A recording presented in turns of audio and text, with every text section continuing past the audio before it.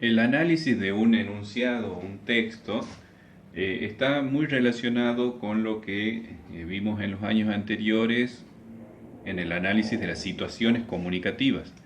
El análisis de una situación comunicativa es a un enunciado o a algo que se emite lingüísticamente poder clasificar desde emisor, receptor, canal, código y demás. Algo similar sucede con los textos, que los textos son cualquier manifestación del lenguaje. Está más allá de la parte gramatical que ya conocemos, que está dividido en oraciones, párrafos y demás. Nosotros podemos ahora ya reconocer a cualquier manifestación lingüística como un texto. Y para eso, a un enunciado se lo puede analizar desde los tres factores del lenguaje, ¿sí? Los tres factores del texto, que son campo, tenor y modo.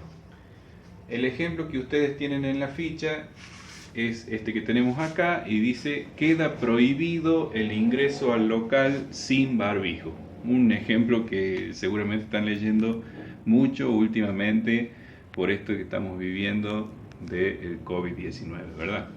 Entonces, acá tenemos un enunciado, acá tenemos un texto que tiene una intención, ¿sí? Siempre hay una intención detrás de lo que se dice. Queda prohibido el ingreso al local sin barbijo. El primer factor es el campo, o sea, ¿dónde podemos nosotros encontrar este enunciado? ¿A dónde va a estar? Eso es lo que debemos reconocer, ¿sí? El campo, entonces analizamos este enunciado. El campo puede ser tranquilamente un negocio, ¿sí? O algún establecimiento o institución. Ahí estamos reconociendo dónde se está dando esta situación comunicativa. Después los tenores ya hemos dicho que son los participantes de esta situación comunicativa, o sea, quién emite y quién recibe este mensaje o quiénes son los que participan en esta situación en particular. Como por ejemplo, queda prohibido el ingreso local sin barbijo. Nosotros tenemos que reconocer que los dos tenores acá, por un lado puede ser el dueño del negocio, ya que hemos puesto negocio, el dueño y el cliente,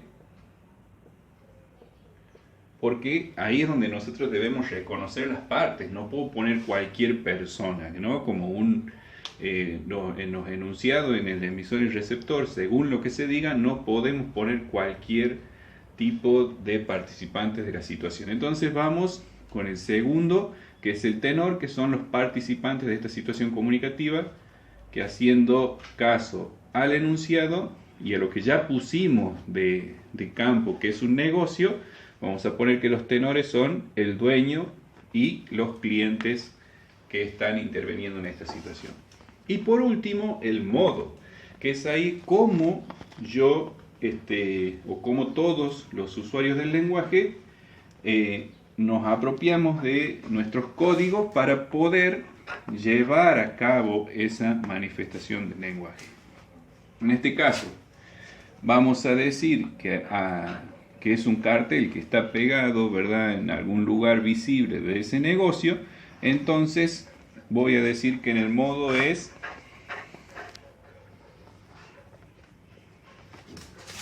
verbal, ¿sí?, escrito.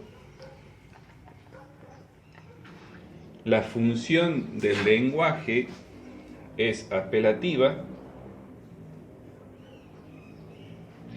y como tipo de texto una recomendación.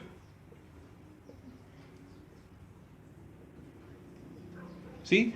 Ese es el modo en donde nosotros ahí estamos viendo que tenemos un código, ¿sí?, que es verbal escrito, tenemos una función del lenguaje, tenemos un tipo de texto y también tenemos que agregar, y no olvidarnos porque no es lo menos importante, el canal, ¿sí? Canal visual. ¿Está? Entonces, como yo les decía, que debemos recordar lo que vimos en los años anteriores, que es el famoso circuito clásico de la comunicación. En los textos que ya reconocemos en los textos o enunciados como cualquier manifestación lingüística, analizamos en base a 3 factores del texto: campo, tenor y modo. Tenemos el ejemplo de la prohibición del ingreso a un local sin el uso del barbijo, y vamos a decir que campo es un negocio.